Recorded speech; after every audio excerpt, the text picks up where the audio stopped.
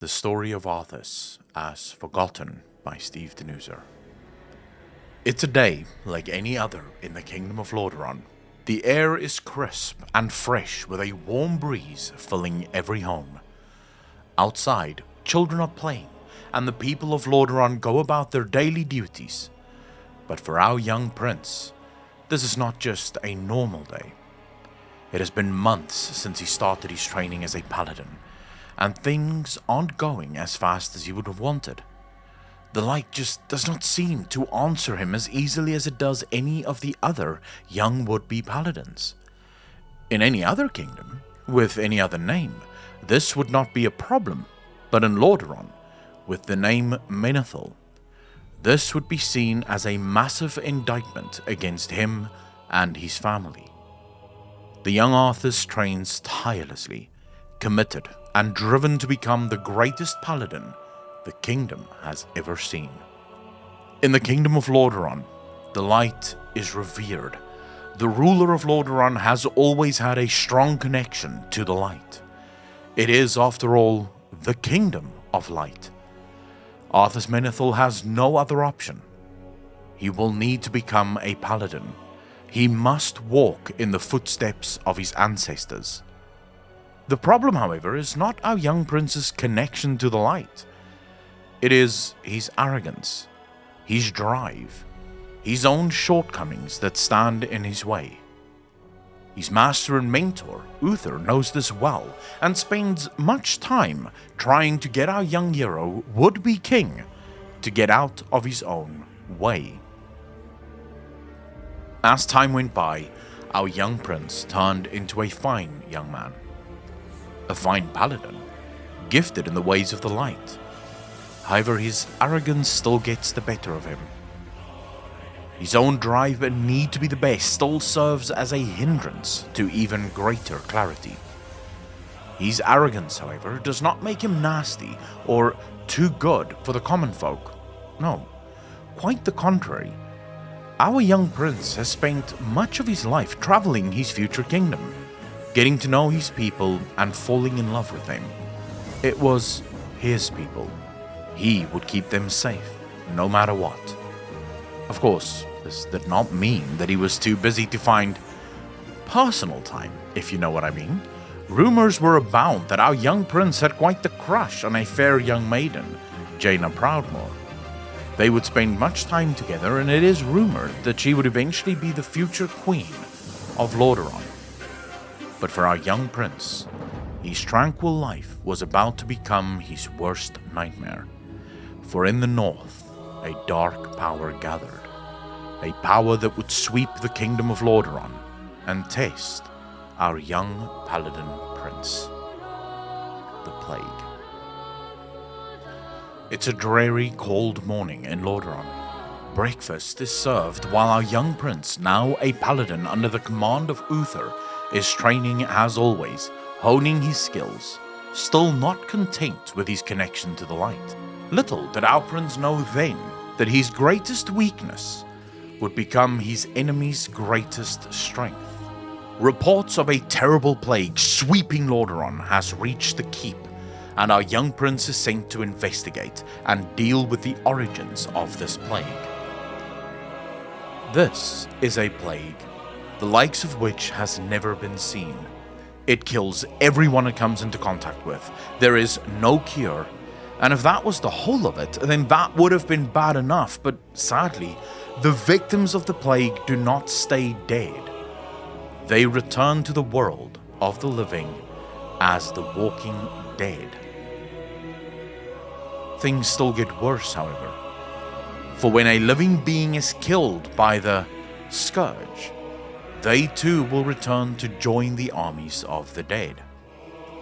Arthas and his men have spent months looking for the origins of the plague, slaying the living dead and following the trail of death all over Lordaeron. They would eventually learn that the plague is spread by contaminated grain delivered from somewhere or perhaps contaminated within the granaries of the towns. Arthas' frustration keeps building. It feels like they are constantly 2 steps behind, never knowing when the next outbreak will occur, and helpless to stop the attacks on their people. How does one fight an invisible enemy? Arthas's heart is breaking. He truly loves his people. He hates that they are suffering and that there is nothing he can do about it. The great turning point. Finally, Arthas thought to himself. They had reached a village before the plague had time to set in. The village of Stratholme still seems quiet and tranquil. Have they finally managed to arrive early enough to catch the culprits before the grain stocks can be contaminated? Is this the break in the case he's been looking for? My lord! My lord! A guard comes running into the command tent where Arthas, Uther and Jaina are planning their next moves. Speak quickly, Arthas said, stern and frustrated. My lord, villagers have reported feeling ill, stomach aches and throwing up. Damn it, Uther, we are too late. Our young prince now falls into despair, realizing that they are once again too late. The infection has already begun, and within hours the entire village will be turned into monsters. Arthas spends a long time thinking, trying to come up with a solution. His concerns for his people still in his mind, but anger flares up. Who is behind this? They must pay for what they had done. As Uther and Jaina try to come up with a way to cure or help the people of Stratholme, Arthas comes barging in. This entire village must be purged. Have you lost your mind, Arthas? Uther replies. Shocked that Arthas would even think such a thing. Jaina is uneasy, begging Arthas to rethink his decision. A fate so cruel cannot be the only option. Damn it, Uther. As your future king, I order you to purge this village. You are not my king yet, boy, nor would I follow such an order even if you were. Arthas now clearly frustrated. There is no cure. In a matter of hours, the entire village will be turned, and with every scourge, the risk becomes higher. Arthas knows what he is about to do is horrific. He knows the cruelty of his actions, but surely it is a mercy to spare his people the fate of the plague. Uther and Jaina are blind. They do not see what he sees. They cannot possibly understand what is at stake. It is, after all, not their kingdom. This was the great turning point of our young prince. In a matter of hours, Arthas stood, drenched in the blood of his own people, out of breath, face to face with the one behind the plague, Mal'Ganis. Arthas must surely have thought that victory is close at hand. He's cornered the great Nathrezim and can now finally bring an end to the suffering of his kingdom, once and for all. But what our young prince could not possibly have known is that all of this was by design. The forces he were up against were far older and far more powerful than even he. They had carefully orchestrated all of this to push our young prince, to lull him into a false sense of victory. The plan was always bigger than what Arthas could ever comprehend. Find me in Northrend. The final words of Mal'Ganis before he escapes. The Journey North. Arthas had made his way to Northrend. He and his men had spent weeks following every clue, hunting the one known only as Mal'Ganis. His men were beginning to talk of mutiny. They wanted to go home. They were cold, miserable, and their search had yielded no results for the one behind the plague. Arthas is not so easily broken. Of course, he too misses Lordaeron. He misses his father and his sister. He wonders if Jaina will ever forgive him. But he cannot give up now. He must keep going. If he doesn't, then it means everything he did was for nothing. His arrogance will not allow him to admit defeat. So, One evening, Arthas makes a deal with local mercenaries. They were to burn the boats, so his men would have no option but to keep looking, keep hunting Mal'Ganis. It was here, in Northrend, in a seemingly uninteresting cave, Arthas would eventually find the weapon that would lead to his own demise. Whomsoever takes up this blade shall wield power eternal.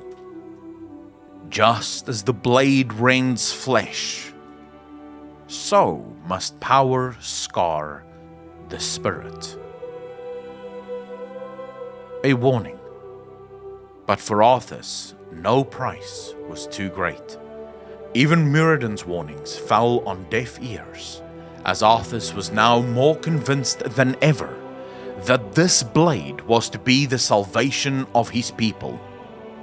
Not much is known about how the blade operates, but from the warning we can surmise that as the blade steals the souls of those it kills, it will also consume the souls of the one who wields it. After all, Frostmourne hungers. This, and truly this, was the beginning of the end of our young prince. The Great Unknown. Opinions at this point become split on how much of the actions that followed were the actions of Arthas and how much were the actions of Zuval, the one behind the creation and power of the blade. Was it Arthas that decided to kill his father? What are you doing, my son? Succeeding you, father. The words actually still send chills up and down my spine even now, 20 years later. Was it Arthas that chose to invade the kingdoms of the elves and slaughter Sylvanas Windrunner? Was it Arthas that chose to resurrect the Lich known as Calthazard? Of this we can merely speculate. In my opinion, from playing Warcraft 3 and watching the physical changes to Arthas, and from my understanding of Warcraft lore, and now with understanding of domination, I would say that Arthas at this point was no more than a husk. While not fully dominated by Zuval or the Lich King, he would have been very open to the suggestions of Frostmourne and the Jailer. There is much more to the story of Arthas. His final return to Northrend, his battle with Illidan at the steps of Icecrown Citadel, how he would eventually become the darkest villain in all of Warcraft lore. We, however, need not dive into said lore, for it is not what is important. What was and remains important. Arthas was never just the villain. He was never just the bad guy. He was a fallen hero, beloved by those who held the franchise dear since its earliest inception. His story is one of tragic betrayal, loneliness, and the inevitable fall of a great hero. Dear Mr. Danuser, you treated Arthas as if he had no redeeming qualities. You sent him off with words dripping of gleeful cheeriness, glad to be done with his legacy. For us, the players who grew up leading the armies of Arthas on the battlefields of Warcraft 3, this was not only a betrayal to a once great hero, but it was also a slap in the face to a man who deserved better. A man who deserved more than a mere 35 anima blob. Arthas was never loathed or despised by the player base. He was loved. He invoked sadness and pity for his fall. Yes, we killed him. Yes, we brought an end to his terrible cruelty. But we did so because of who he used to be, who he was, and for what he could have been, had it not been for your terrible villain, Zuval. Ladies and gentlemen, my name is Akalon, and if you enjoyed this video, please consider slapping a like on it. subscribe to the channel, and write some shit in the comment sections down below. If you wish to support the channel more directly, please head over to the description and become a patron. Your support makes videos like this one possible. You can also join me live on Twitch every Tuesday to Saturday, 6 PM Central European Time. Thank you so much for watching. Please be kind to each other, be good to each other, and I will see all of you in the next one. Peace. Outside, children are playing, and the people of Lordaeron go about their daily duties. No. Fuck, no. I should probably turn on the light, right? So you can do outtakes if you want. Let me turn on the light. Fuck it. There you go. Okay. There you go. In the kingdom of Lordaeron, the light is revered. The rural... Fuck, no. Okay, never mind. We'll do this again. Little did our prince know that... No. Never mind. We'll go again. Reports of a terrible plague... Fuck. Okay, we go again. Was the great turning point for our young prince. In a matter of hours, Arthas stood, drenched in blood. No. Fuck. No, never mind. We'll go again. Arthas must surely have thought that victory was close at hand. He's cornered the great Nathrazim and can now finally bring an end to the suffering of his kingdom. Once and for all. But for our young prince... Oh, never mind. I've read this thing like a fucking million times and I'm fucking up. Come on, Jesus. You wrote this, Acklon. You fucking know this. Yeah, come on. Arthas had made his way to Northrend. He and his men had spent weeks following every clue, hunting the own... No. Why own? What the fuck is own? One. Come on, Acklon. Whomever. No.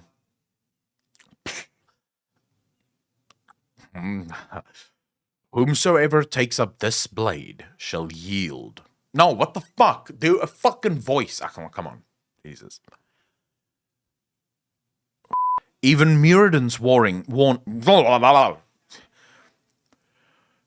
There is much more to the story of Arthas. He's returned to Northrend one last time. No. No! Dear Mr. Danuser, you treated Arthas... Oh, fucking hell. Literally a pop-up of something to install. Fuck my life. Come on, man. Why? In the middle of a recording, let's install some shit. Alright, Alex, I'm not sure where we ended it, so I'm gonna go from the beginning of the last paragraph. Arthas was never a villain. He was never a bad guy. He was a fallen hero. Beloved by those... No, fuck! Fucking hell! I just did this. Come on. Okay, here we go.